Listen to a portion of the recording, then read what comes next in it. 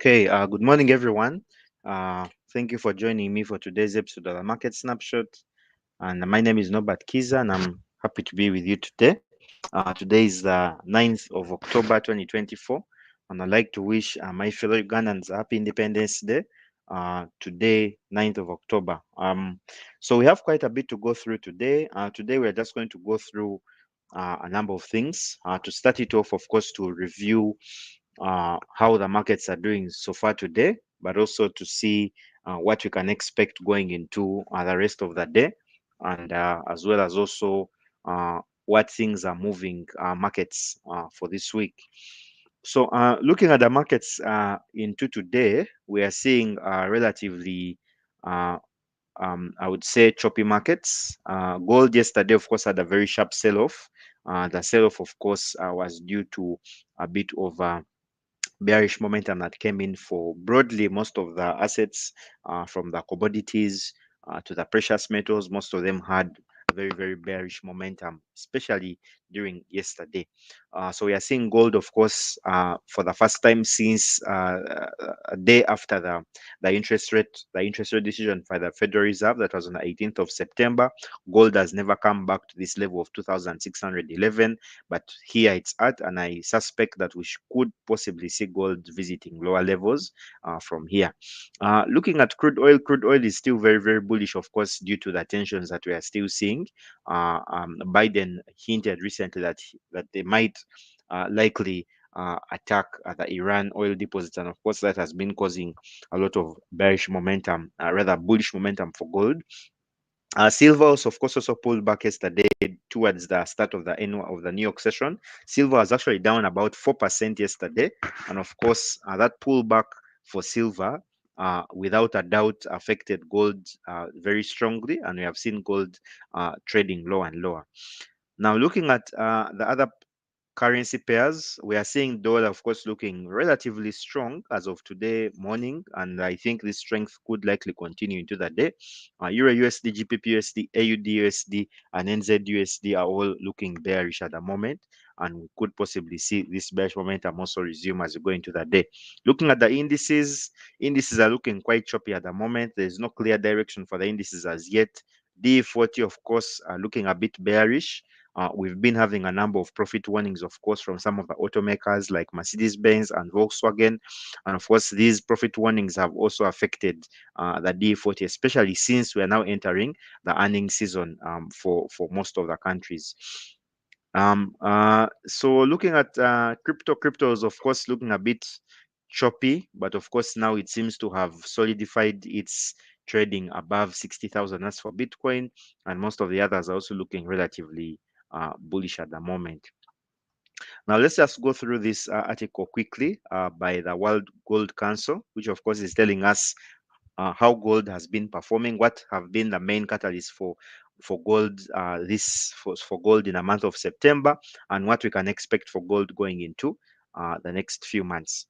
Now, of course, we are just 9 days into October, and we're yet to see how October unfolds. And of course, next month on the 5th of November, we have the US election.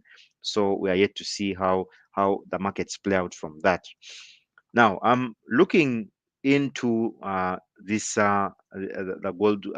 This article by the World Gold Council. It's saying that following strong monthly increases in July and August, gold posted another healthy gain in September to finish 4.6% higher at $2,630 per ounce. It reached new highs 8 times, with the latest falling on 26th of September before a marginal decline into the month end. So gold has been on a tear since the start of the year. When the year started, gold was trading somewhere around 19,000 something, and now it was able to break 2,000, and then eventually it broke 2,100. And by Easter, we saw gold launching a rally that took it to 2,200. And since then, gold has not looked back. Now it is trading around 2,611. So gold has been very, very bullish, and all that has been due to several factors. Most important factor being the ongoing tensions in the Middle East. So these tensions in the Middle East began last year in October when Hamas attacked civilians in Israel for the very first time. They attacked civilians on a beach in Israel, and they killed some of these civilians. So it's from that start that uh, uh, we saw so much price action that sent gold higher and higher. But of course, also seeing that the Federal Reserve in the US was changing their policy for the first time in 2 years, looking into cutting rates for the first time since March 2020. That also was a contributing factor that has also propelled gold to higher levels. So here we are seeing continued weakness in the US dollar and uptick on geopolitical risk help propel gold higher in September. And of course, here we're just looking in terms of contributing factors, which of the ones have been the most important. So of course, the gold drivers on its monthly returns. We are seeing, of course, residual being one of the main factors, risk and uncertainty, of course, being a contributing factor, economic expansion, of course, being another contributing factor. But also another underlying factor that might not also be covered in this report is the fact that gold was also moved higher in the Basel III regulations that were released by the International Bank of Settlements, which requires that banks should be able to hold some gold in their reserves. So we have seen a number of central banks heaping up on gold. Bank of Uganda has also recently announced their gold purchase program. So it's all over the world that we are seeing a number of these factors, building up. So looking further into the report, we are seeing also some analysis here on the equities and what could be driving them. So of course, looking briefly into this, we are seeing the fee of the Fed being one of them. Goldilocks economy, of course, in the US has been one of the contributing factors. We have seen a Goldilocks economy in the US where they have been having a strong GDP but weakening inflation. So that kind of scenario puts it in a way that you can't really have a recession.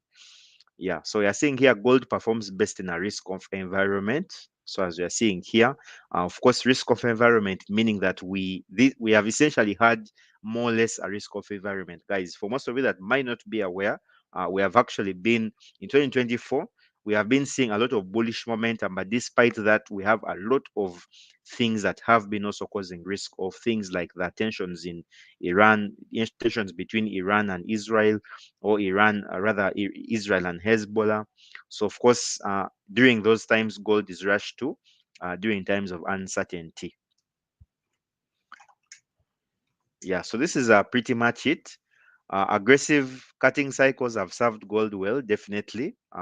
Of course, the US has indicated that they are likely to go into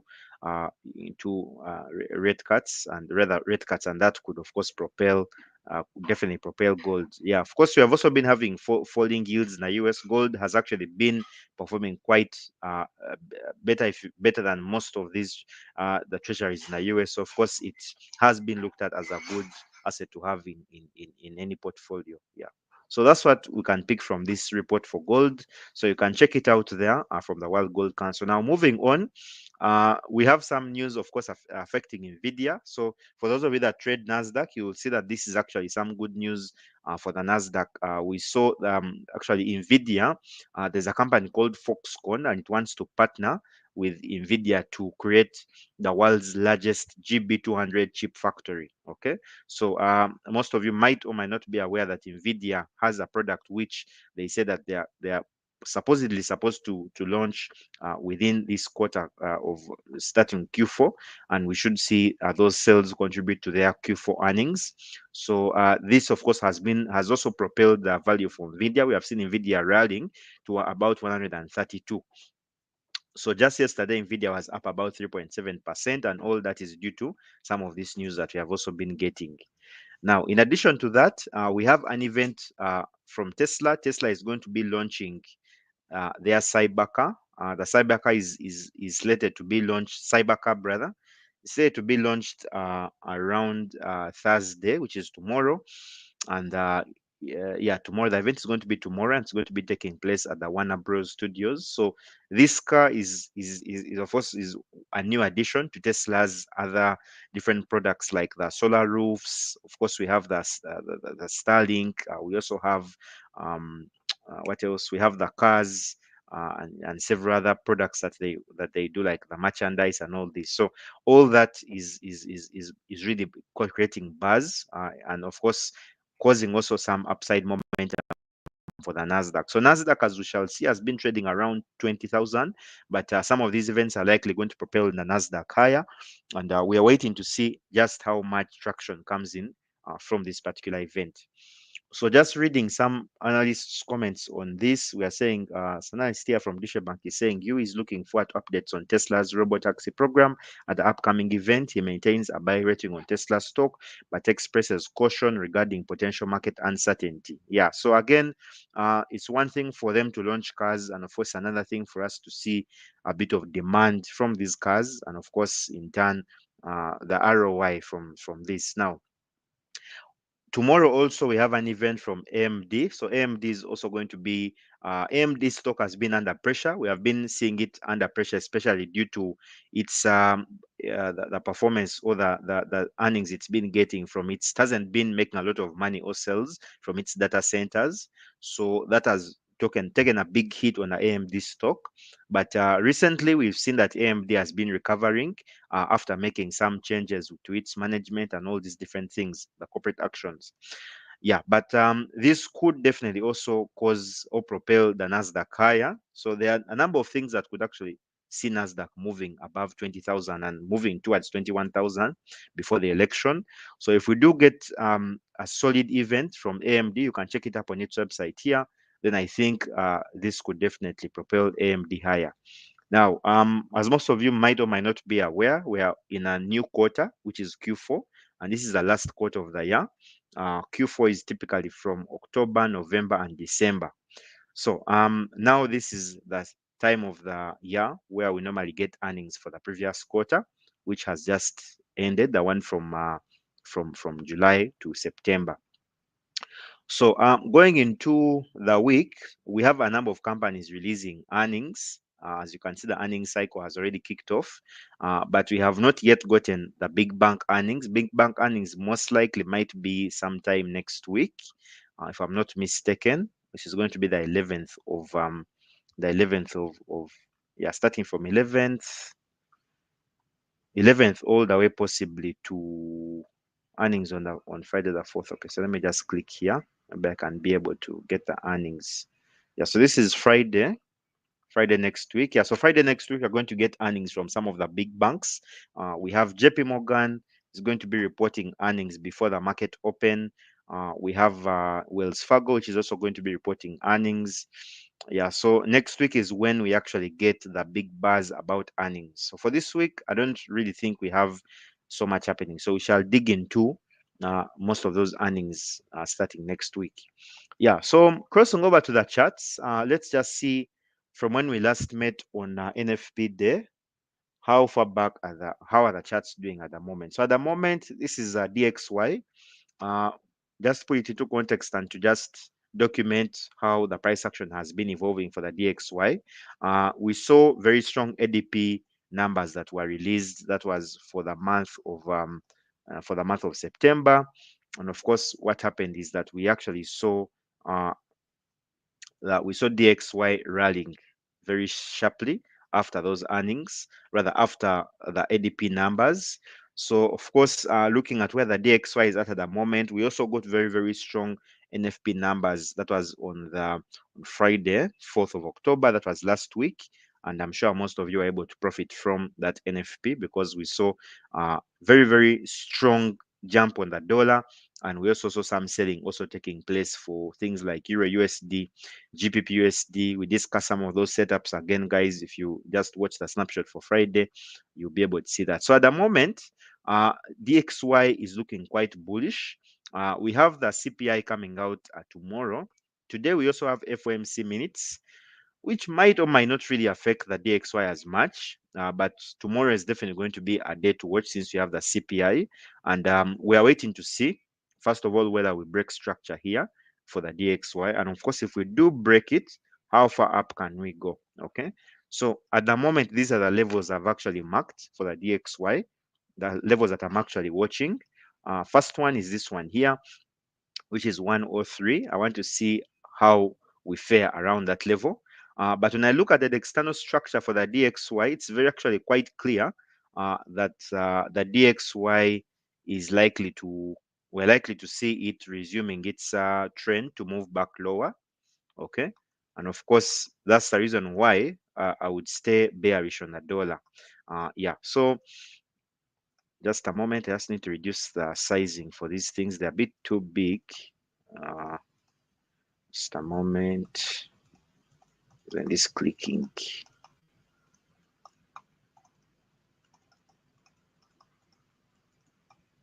Okay, all right. Yeah, so if you look at the external structure for the DXY, you'll notice that it's actually bearish. And typically around this time, if I'm to just change this into a line chart, around this time, or going into October, and of course starting off in November, when the elections begin, we're likely to see a weaker dollar. So the DXY is going to tap out very soon, and now I'm just waiting to see where exactly that's going to be. So it might be here, okay, or it might be here, but anywhere around here is where we're likely to get the lower high for the DXY. Okay, and when we do get the lower high, then we are eventually going to see move to the downside. So this is what I'm expecting. This is what I'm expecting for the DXY, something like this. If we do break that structure and move higher, okay, we are definitely going to have a lower high, okay, which of course will be below the highs that we had in July and even earlier. So then when that high is in, that is when the dollar will start its next leg down. Okay, so this leg up that we are in at the moment began from around here.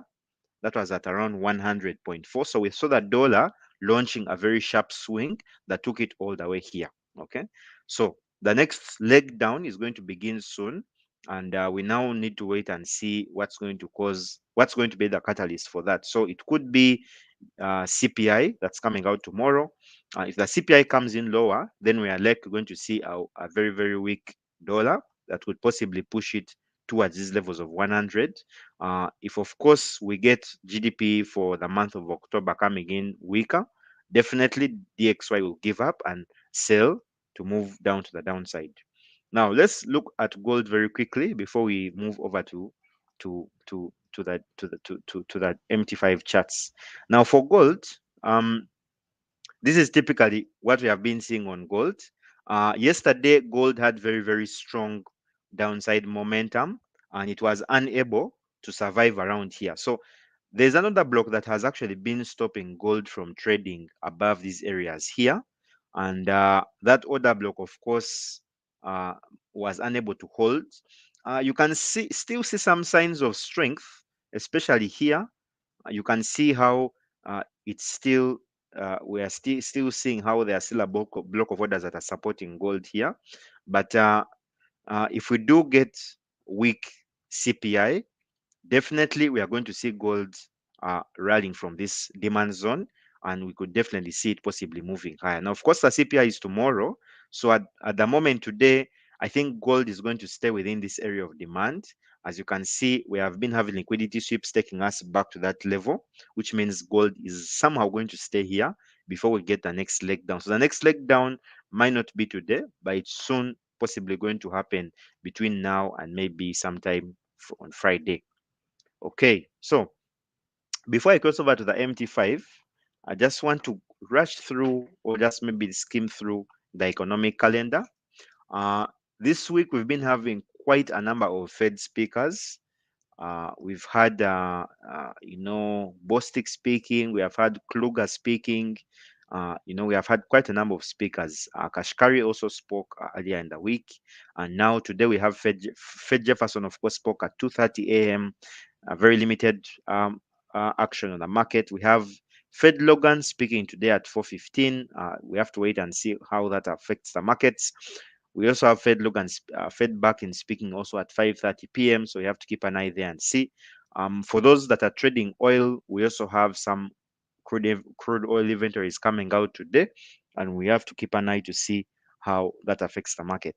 But most importantly, we have the FOMC minutes, which are going to be released. The FOMC minutes, for those of you that might not be aware, are just documented minutes of the meetings that took place with the Federal Reserve MPC or Monetary Policy Committee.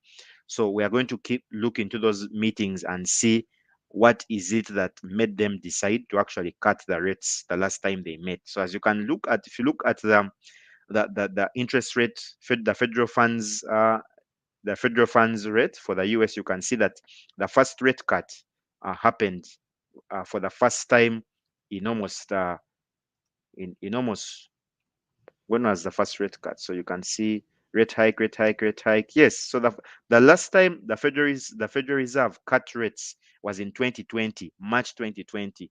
So you can see this is when they last cut rates. So now from here, fast forward into the future, they cut rates for the first time in over 4 years in just last month. That was September. So now we are going to get some insights from the minutes. What made them decide to actually cut the rates? Now, I know that that is going to be bullish for the markets, especially if you look at things like gold. We could see some buying for gold from this area here of demand after those FOMC minutes. Possibly gold could range here before we see it possibly breaking to trade back up to create another lower high along this downtrend that it has. Okay, so something like this is what I'm expecting. Okay, so we should see something like that happening just from the FOMC minutes. Okay, yeah, so time to cross over to the charts. Let's cross over to the charts and see uh, what else we have.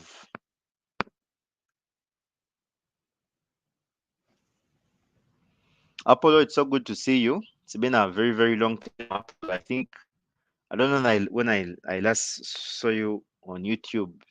Yeah, good to have you, Apollo.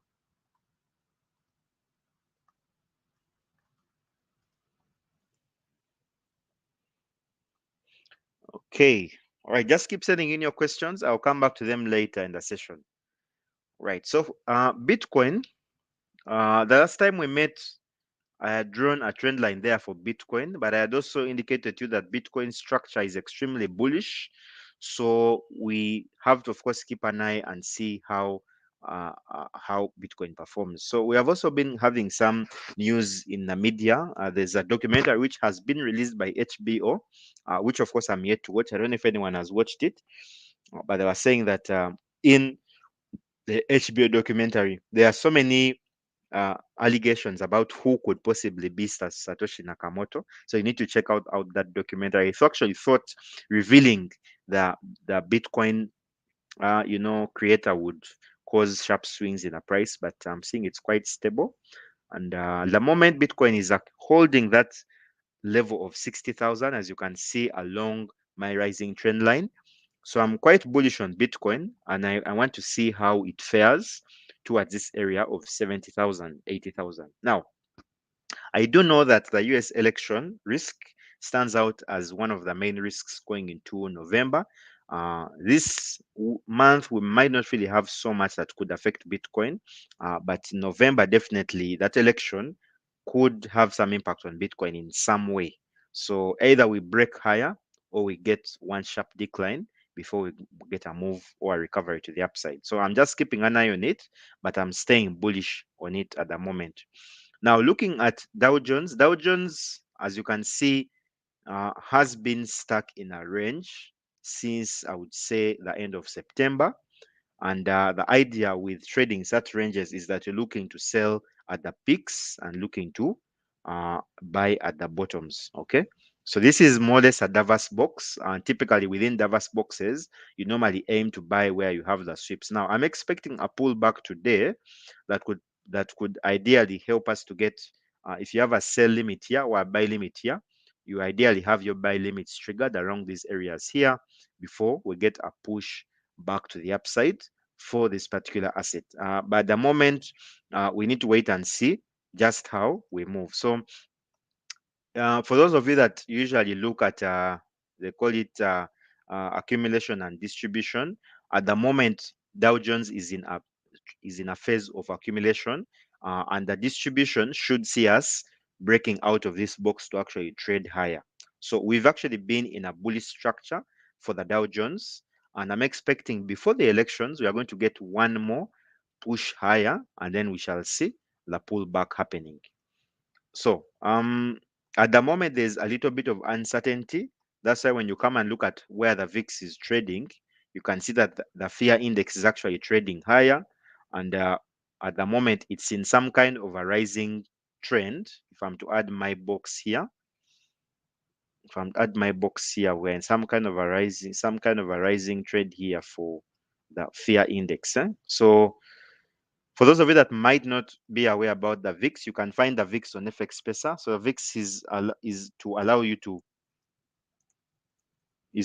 just check what the sentiment is at the moment. So the sentiment is that we are seeing the fear index rising. So on one hand, it could be seasonal. It could be seasonal, and I suspect it's seasonal simply because we're actually not seeing. Yes, of course, there are some tensions between Iran and Israel. But if we are to be real about it, if it was something really serious, then ideally the VIX would not be trading here, but it would ideally be possibly trading uh, towards areas of 80,000. Now, the other thing, of course, is that I know going into the US election, we also have a level of risk that the VIX could also be pricing in. Okay. But if you look at things like the Dow Jones, again, Dow Jones is still trading at record levels. It's still near its all-time highs, as you can see. So, which means there isn't actually too much fear, I would say, currently in the market. There's still a bit of positive bullish momentum. Yeah. Now looking at the Nasdaq, so the Nasdaq has an asymmetrical triangle of some kind. We also have a rising trend line here that I'm just keeping an eye on. I want to see what happens here. If we bounce off this line, then I'm thinking Nasdaq is definitely going to see a move higher. Now I also know that there are a number of uh, of events that I've pointed out to you today. Some of those events being the event that we have of Tesla, which is tomorrow. Then we also have the AMD event, which is also going to happen on Thursday. So all those events are definitely going to allow us to see some nice bullish momentum for this particular asset. So I'm just going to keep an eye there to see what happens with the Nasdaq, but I'm expecting a break towards that level. Okay, let's move over to gold. I think I'm through with gold, but I can maybe just add my voice to it. Maybe for those of you that maybe didn't follow me on gold previously. So gold right now is in a demand zone that I clearly marked from earlier. So we also have an order block around here. That's why you can see these liquidity sweeps we got earlier here are still actually holding, and we are seeing how gold is actually holding at those levels there. Now, I do know that today we have the FOMC minutes, so I'm expecting that gold could possibly make an attempt to move higher from this area towards these areas here. So at the moment, I'm still looking for a buy on gold, and I would want to set my stop loss around 2603, which is around that 38.2% fib level. So in case we do get a break of 2603, I think gold is going to try and attempt to enter its next level of demand, which is somewhere around here. So for now, I'm looking for a buy on gold, potential buy on gold, aiming for those levels to the upside. Looking at GPPUSD, GPPUSD has entered some kind of a declining channel, as you can see, which I've added there. However, I'm still positive on GPPUSD, especially since I know that whatever the dollar is doing is very, very short-lived. In terms of positioning, retail and institutions are still net short on a dollar, so I don't think the pound is going to sell for too long. So we should be aiming to look for some buys within this area here. Uh, However, I'm not too certain when the buys will begin. So we need to aim to see how today's FOMC minutes affect GPPUSD. If we do get a break here, then I'm thinking we should continue to move lower. But of course, if we fail to, then of course we should see GPPUSD recovering to trend higher. Now, tomorrow we also have the CPI, US CPI. So the US CPI is definitely going to provide more momentum for GBPUSD. So unless we get that CPI reading, we can't be too certain how pound will fare between now and tomorrow. There could be some bit of chopping momentum on it, indecision. However, it's going to stay bullish ahead of that CPI, especially since the CPI is expected to come in lower. Now, looking at Euro USD, where we have managed to trade lower, just like we discussed when we met on Friday. We are trading below the 61.8% fib level, and we are also trading in a key demand zone where we had another block around here. As you can see, we had a push to the upside around here. Then after pushing to the upside, we got a retest of this zone before we saw the market reversing to move higher. So I think this is a key level for Euro USD to buy from. And if I'm to look to buy from here, then of course I need to have my stop loss slightly below here. But this is where we're definitely going to get some bullish momentum. This break that we got, for those of you that might not be aware, was because of NFP. So of course that NFP, the NFP number that we got was dollar bullish. So of course that caused the euro to sell, and despite the sell, we are seeing a few liquidity sweeps along that area there, which of course are allowing us to see a relatively strong euro now. So keep an eye there to see how the euro does, but you could be looking for buys, setting your stop loss just slightly below there, aiming at least for 50% of this candle here, for you to get into that candle a little bit. Now, USD CHF, of course, we had a very big push. We had a structure break around here. And of course, this area here had been failing for quite some time, but we're able to break it. That was around NFP time. So I think after that break happened, we've seen USD CHF moving higher. But for now, I'm still bearish on USD CHF. And we have some kind of a descending, condescending wedge on USD CHF. So I'm expecting it to start its sell very soon. So we should aim to sell into that zone there before we see a move back to the upside. Yeah, I'm also expecting from tomorrow's CPI, USD CHF is going to have a move to the downside, and we should then see it recovering to trade higher. Yeah, so that's what I have on my end. Let's have a look through your questions, guys.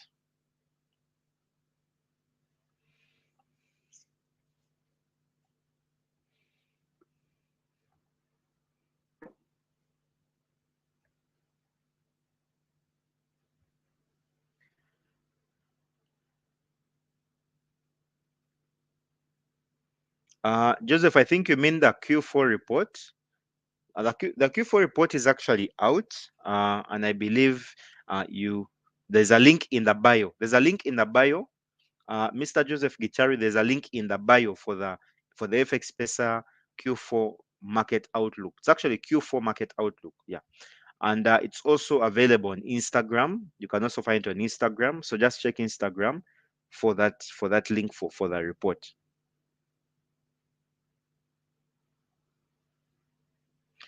Hey Apollo, it's been a minute. Good to have you back. It's been a long time since I've seen you on these streets of YouTube. Good to see you, Apollo. Apollo, you're saying, what is your view on the Middle East crisis, and other than oil, what else may it affect? I couple with that or the US elections, FOMC coming a day after US election. Oh, I don't know about so the FOMC meeting is a day after the elections. That's crazy. I didn't know about that, and that's definitely going to be something to keep an eye out for.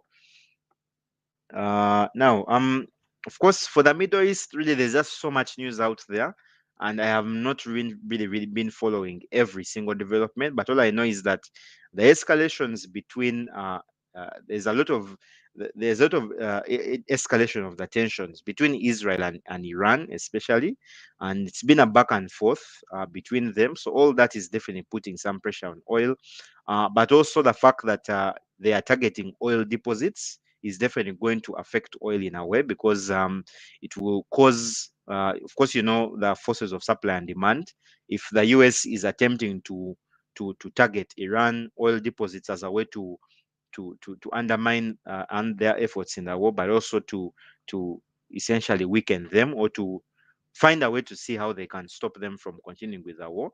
That, of course, puts an impact on the price of oil, because it affects the price on oil on the global market, right? So that's how the linkage between the conflict and the price for oil. Now, of course, again, regarding the US elections risk, that's definitely a risk. We are not too certain how the result will come out and how it will be taken by the candidates. Trump, on one hand, has indicated that he's not going to allow a defeat. He's reiterated that several times. And so, if the elections come out and we see that Harris has actually won Trump at the electoral colleges, then there could be something. There could be some tensions. So definitely, there's a risk there to see how will the tensions evolve in the US. Now, I know that the Federal Reserve is going to possibly cut rates a day after the elections. They are definitely going to cut rates without a doubt. We should expect about 0.25%, about 25 basis point rate cut. And that could put some pressure definitely on the dollar. Yeah, so I hope that helps.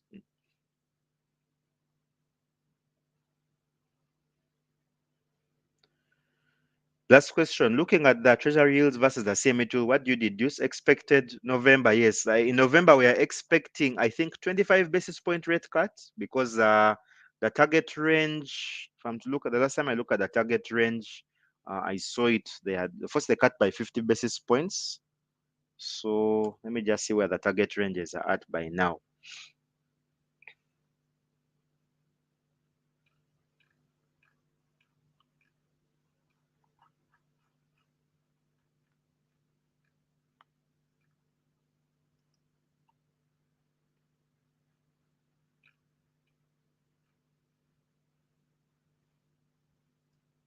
Yeah, so the target range is there. It's between 4.75. So previously, the previous target range was 5% to 5.5. Then they did a 50 basis point rate cut. The target range then moved it's now at 4.75 to 5%. And of course, if they do keep it there, if they don't cut, then of course it's going to stay there. If they do cut, then we're likely now to move to a target range of 4.5 to 4.75%. Yeah.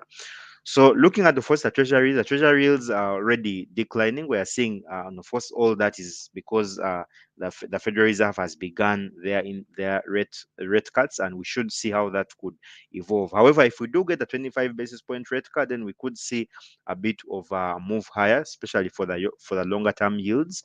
However, if they do cut even if they have an even bigger cut, then that's definitely going to take a hit on the yields, and you should see how that will impact it. But now, of course, we're also seeing that the yields are trading higher because of the NFP data.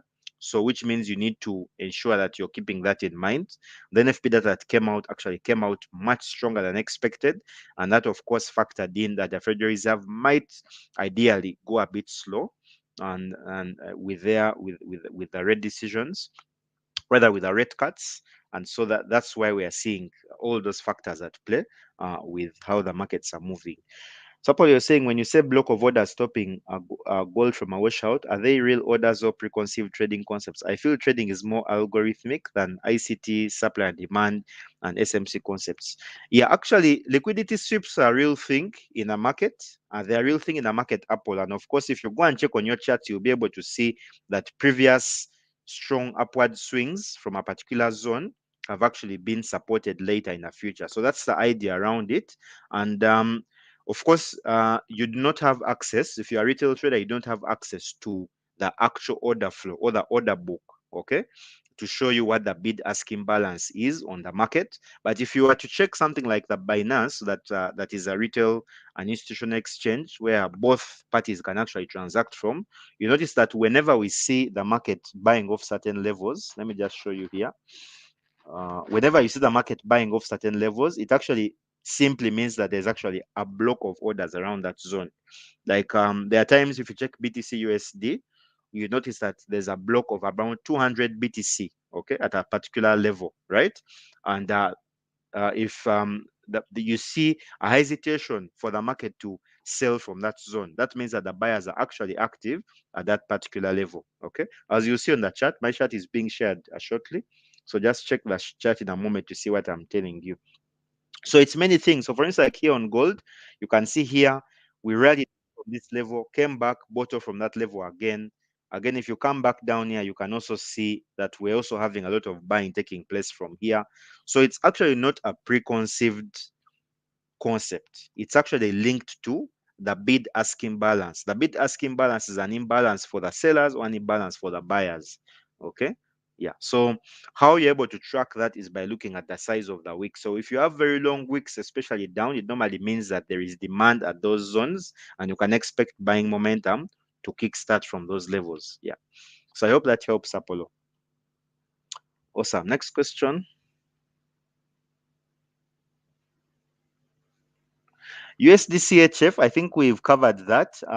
Just maybe just maybe to just repeat what I mentioned is that there's a descending condescending wedge on USD and the reason also for this setup is I'm also expecting us to have weaker CPI tomorrow. So that CPI should enable us to see a pullback on USD to that zone before we see the move to the upside. So again, I know that there is a bit of demand for it, especially at particular zones like here. I'm seeing them around here and here, but you know that news typically does not respect anything.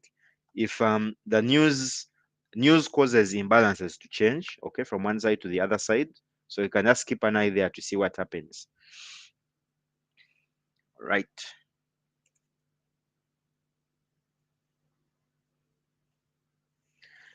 I was expecting a downfall on Euro USD. So for Euro USD, um, as I mentioned, Euro USD, yes, we talked about a sale that was last week. And of course, this was due to the NFP. So at the moment, we are seeing a bit of buying at this zone. So if you are to aim for a buy, a potential buy, the idea would be to buy from here and aim for a move to the upside. And of course, set your stop loss around here. Now for GBP/USD, I've indicated to you that there is currently some kind of a bearish flag that has seen it drop below. So this bearish flag, however, is facing a bit of hesitation to buy. And of course, this could ideally allow GBP/USD to recover very steadily to move back higher. Okay.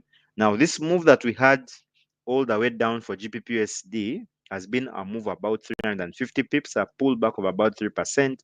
So going into CPI tomorrow, the markets are expecting a lower CPI. So that means that we are going to see a move to the upside, possibly for GBP/USD before CPI tomorrow. Yeah. Okay, next question.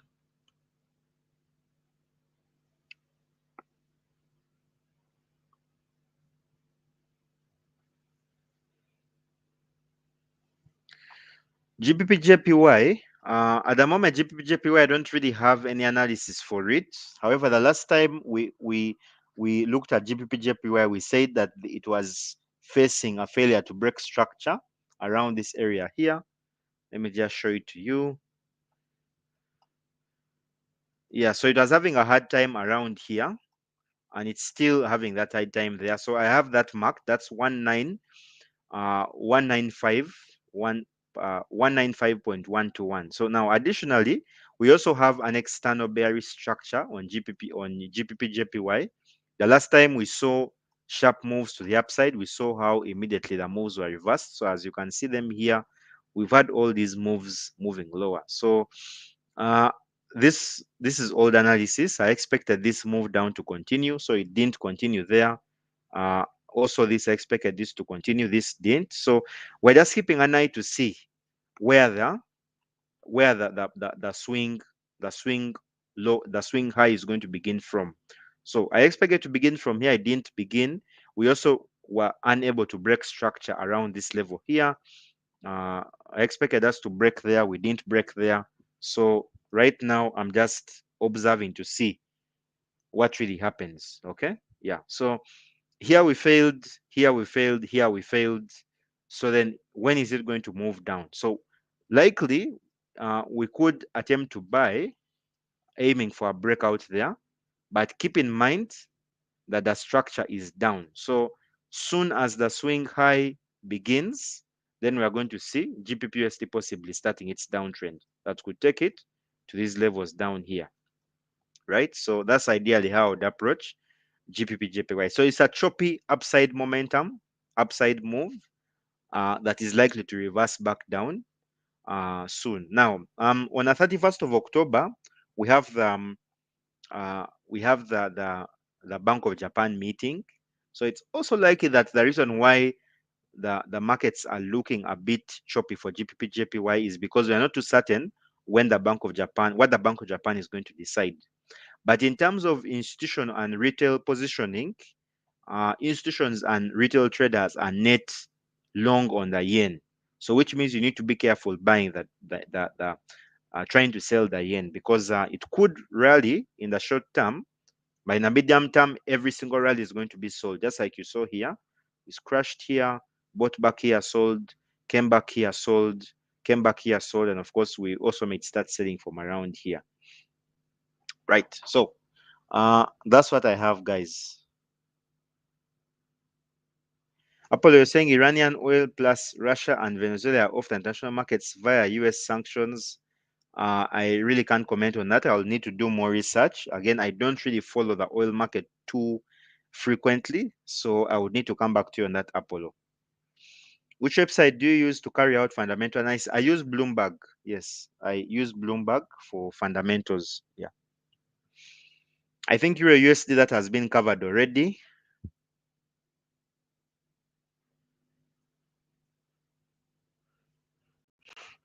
Why do you expect a weaker CPI? So of course, in the US currently we're having a disinflationary trend. So I'm expecting it to be weaker in line with trend, right? Yeah. It might reverse higher slightly. It could reverse higher slightly, but I don't expect the move higher to stay for too long. So we could see it essentially reversing back down. So if I'm to just show you the US inflation, you can just see it here.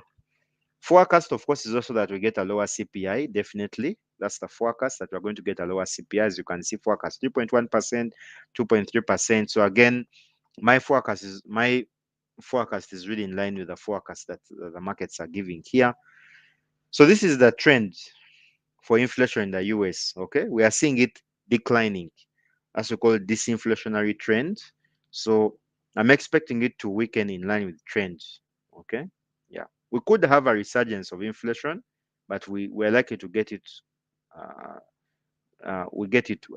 Likely to get a weak inflation.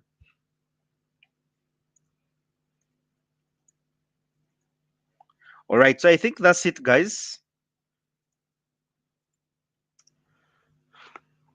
That's it. Thank you so much, guys, for attending the session.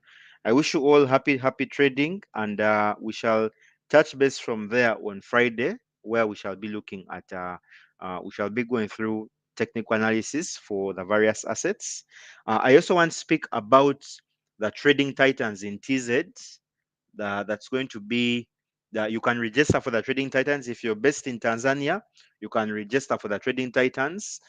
In the link is in the bio, so just check for the link in the bio and you'll be able to get to register for the titans.